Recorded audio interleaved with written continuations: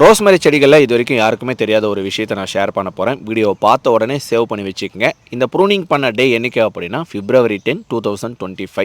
இன்றைக்கி என்ன டேட் அப்படின்னா அரவுண்டு மே மந்த் ஆகிடுச்சு, 14ஆம் தேதி வந்துருச்சுங்க. பொதுவாகவே இந்த ரோஸ்மெரி செடிகளை கட் பண்ண உடனே நான் நினச்சேன் டிஏபி ஃபெர்டிலைசர் கொடுத்த உடனே அரௌண்டு ஒரு 2 வாரத்தால் தளிர்கள் வரும் அப்படின்ட்டு. அதுதாங்க இல்லை. இந்த செடிகள் இந்த மாதிரி தழைஞ்சு வளரத்துக்கு மினிமம் 2 மந்த் எடுத்துக்கிச்சு, 2.5 மாதமும் ஆகிடுச்சுங்க. கட் பண்ண உடனே இந்த செடிகளுக்கு நீங்கள் டிஏபி ஃபெர்டிலைசரை லைட்டாக போட்டு வெயிலான பகுதிகளை வச்சுடுங்க. 2 நாளைக்கு ஒரு முறை தண்ணி மட்டும் ஊற்றுங்க. இதில் ஒரு சூப்பரான வளர்ச்சியை பார்த்துட முடியுமா அப்படின்னா கண்டிப்பாக பார்க்க முடியாது. வளர்ச்சின்றதை பார்க்கவே முடியாது. எப்படிப்பா தம்பி அப்படின்னா, அந்த 2 மாதம் வெயிட் பண்ண இதில் ஒரு புஷினஸை நாங்கள் பார்க்குறதுக்கு.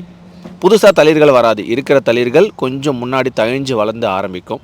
உங்களுக்கே தெரிஞ்சிருக்கும் அந்த பிளான்ட் எப்படி இருந்தது, இப்போ எந்த கண்டிஷனில் இருக்குது அப்படின்ட்டு.